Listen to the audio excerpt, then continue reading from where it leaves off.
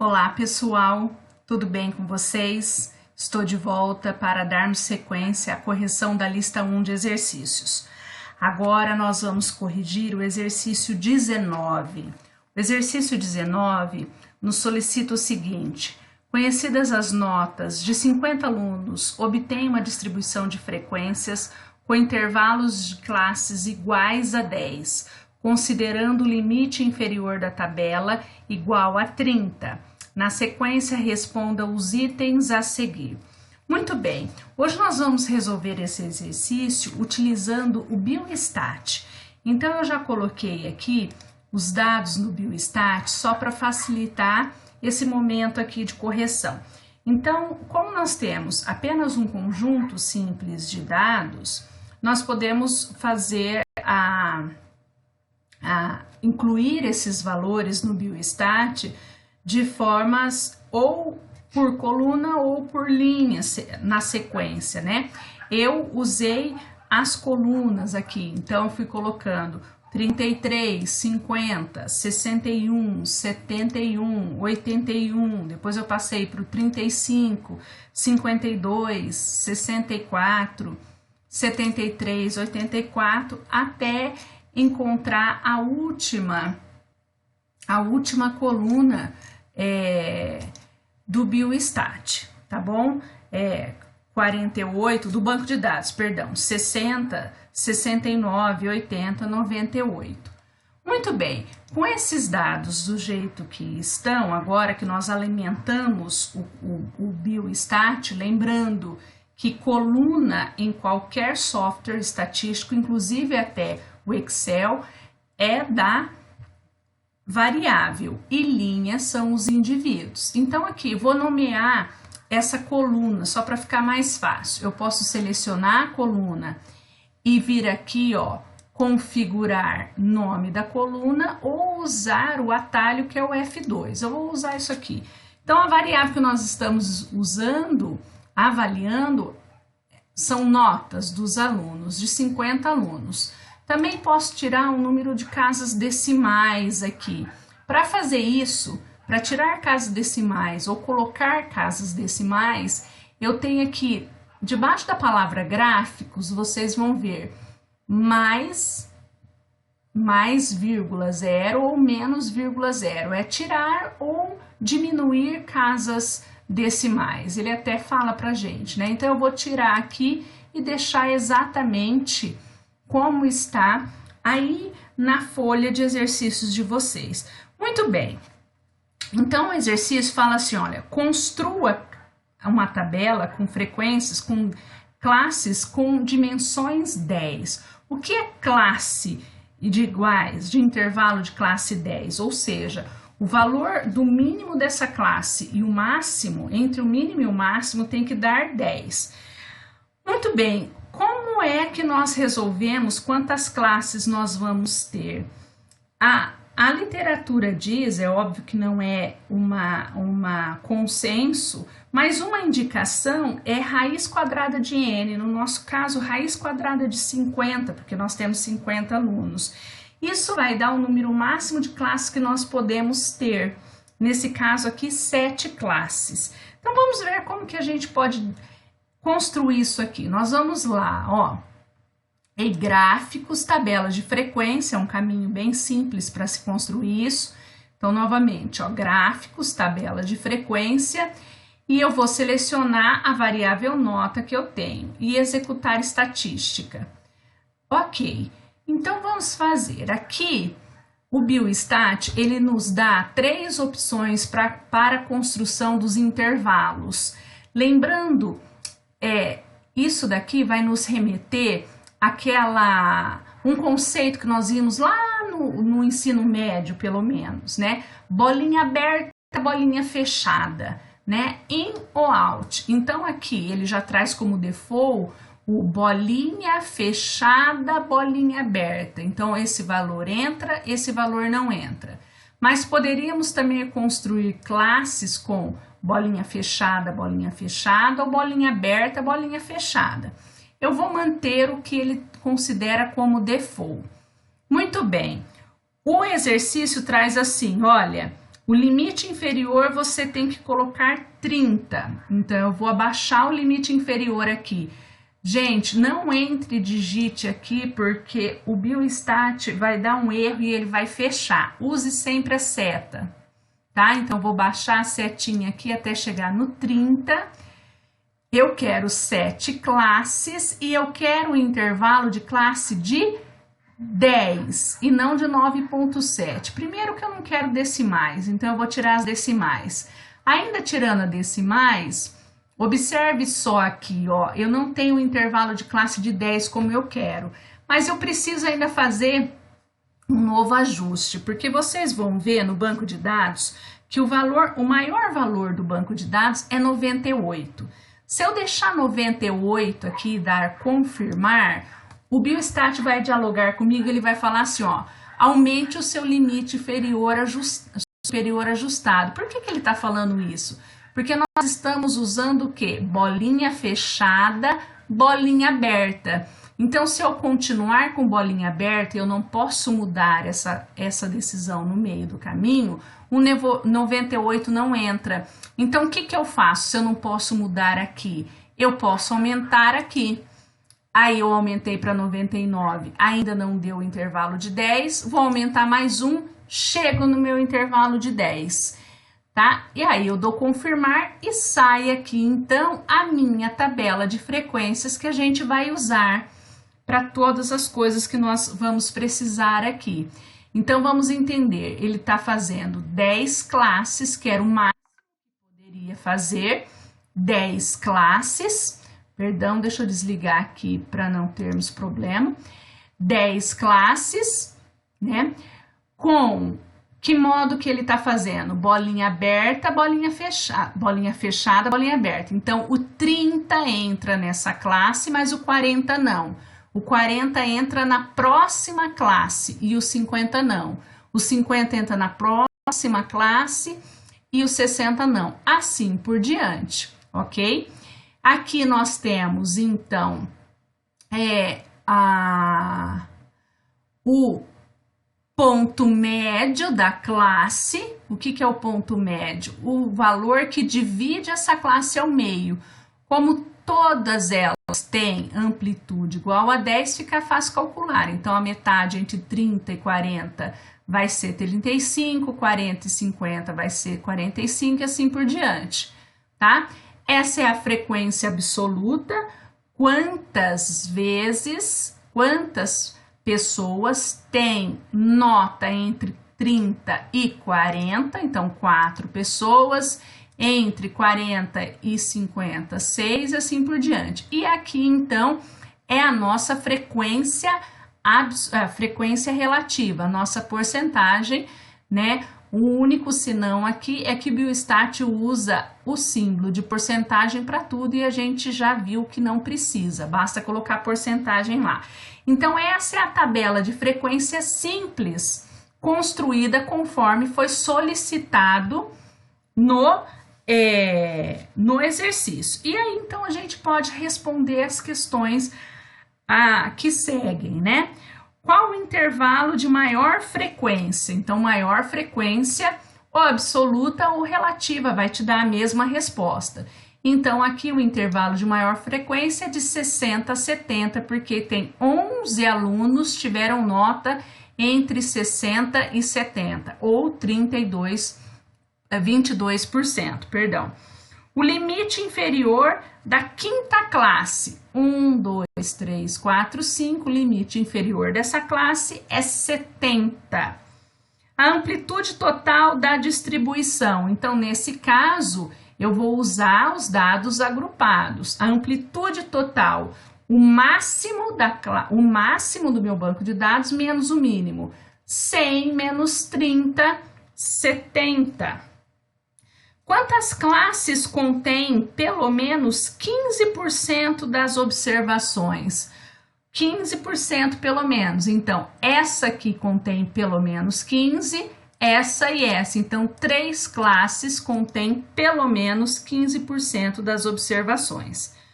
Quantos alunos obtiveram nota menor do que 50? Menor do que 50, então nem é 50. Então essa aqui não entra, porque aqui tivemos 50. Então é daqui para frente, né? Quantos alunos obtiveram? É só fazer a conta aqui das frequências. 4 mais 6, 10 alunos tiveram nota menor do que 50. Nem 50 eles atingiram, ok? Quantos alunos obtiveram nota maior ou igual a 70? Maior ou igual a 70, ou seja, entra 70, é daqui para frente. Então, somando 9, 7, 4, 20 alunos. Qual a porcentagem de alunos que obtiveram nota maior ou igual a 40 e menor do que 60? Maior ou igual a 40 e menor que 60, ou seja, essa não entra, porque essa aqui já entra 60, então essas duas aqui, a porcentagem, então 12 com 18%, 30% de alunos. Qual o limite inferior da terceira classe? O limite inferior da terceira classe, o limite inferior é 50. O limite superior, perdão, gente, o limite superior é 60. Se fosse o inferior, seria o 50 que eu havia dito. Qual o ponto médio da quarta classe? O ponto médio da quarta classe. O ponto médio é 65. Qual a porcentagem de alunos que obtiveram nota inferior a 90? Inferior a 90, ou seja, não chegaram a 90. Então, são todos esses aqui.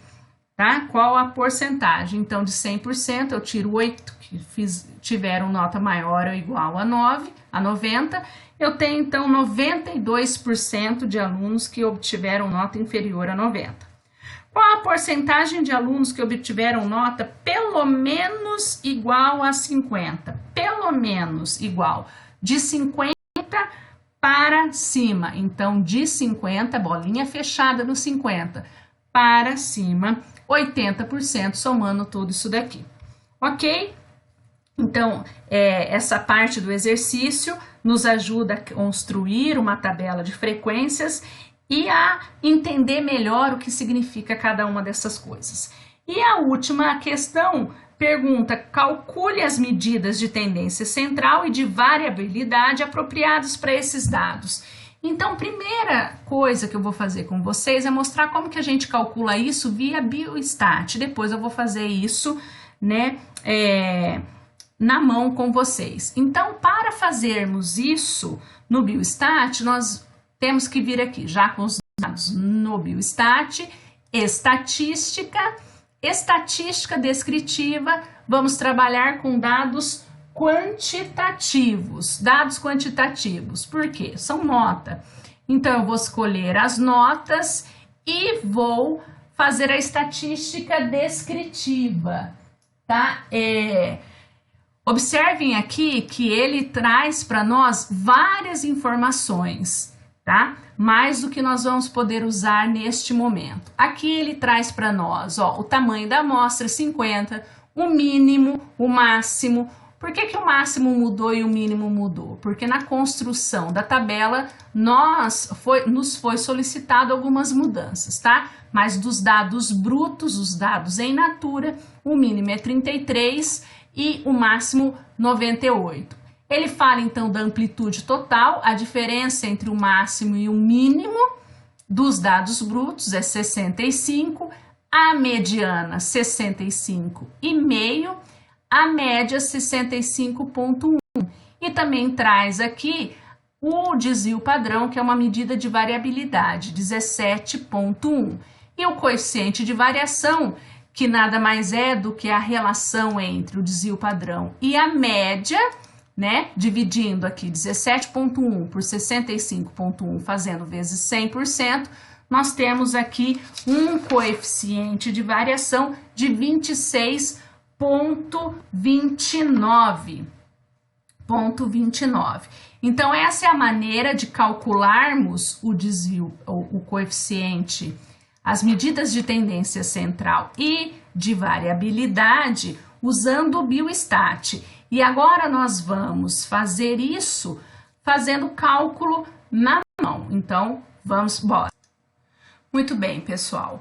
Então, vamos agora fazer o cálculo manualmente, tá? Eu repassei aqui, então, copiei a tabela que nós obtivemos agora mesmo do Biostat, lembrando, né, que este símbolo aqui é bolinha fechada, bolinha aberta, né? Esse entra, esse não entra. Só para lembrarmos disso aqui. Muito bem, então vamos calcular as medidas de tendência central. Via o quê? Esses dados agrupados, né? Vocês vão perceber que ao calcularmos as medidas de tendência central por dados agrupados, como aqui, nós teremos pequenas diferenças entre esses dados e quando nós calculamos as medidas de tendência central e de variabilidade via dados brutos, dá uma pequena diferença, que é o preço que se paga por ter agrupado os dados, mas se facilita também na questão dos cálculos, ok? Medidas de tendência central, vamos calcular a moda, a medida que mais aparece. Então, para eu buscar a moda nessa tabela, eu busco a maior frequência. Qual é a maior frequência? Tá aqui, ó, 11 vezes. 11 vezes aconteceu valores aqui entre 60 e 70. Eu posso falar da classe modal, que é de 60 a 70, ou eu posso falar do ponto médio dessa classe, que é 65. Então, eu vou falar que a moda foi a nota 65, ok? A mediana, outra medida de tendência central. Lembrando que a mediana, os dados precisam estar organizados do mínimo para o máximo, e a mediana divide esses dados ao meio, deixando 50% dos dados acima dela e 50% dos dados abaixo dela, né? Nós temos aqui o nosso N, a nossa amostra é 50, então a metade aqui de 50 é 25. Então, nós temos os dados agrupados de x1 até x25, x26 e vamos até x50. A média, a mediana, o nosso N é par, então nós precisamos fazer o que? A média aritmética entre os dois centrais. A mediana estará aqui, né? Porque este valor deixa 50% dos dados acima dele e 50% dos dados abaixo e acima. Perdão, falei ao contrário aqui, tá? Então, a mediana está entre a posição 25 e 26. Então, onde está isso na tabela, né? Até aqui nós temos o quê? Então, 10 pessoas mais 9, 19. Nós não temos ainda o 25 e 26. Mas com 11 pessoas, nós teremos, então, a pessoa na posição 25 e a pessoa na posição 26 está nessa classe.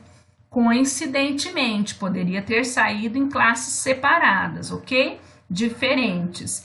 Então, aqui a mediana vai ser o quê? A média aritmética entre o ponto central dessas duas classes, que dá 65, tá? Que dá 65. Então, a mediana, coincidentemente, foi a média aritmética, entre 65 e 65. Porque tanto a posição 25 quanto a posição 26 está dentro dessa classe, cujo ponto médio é 65.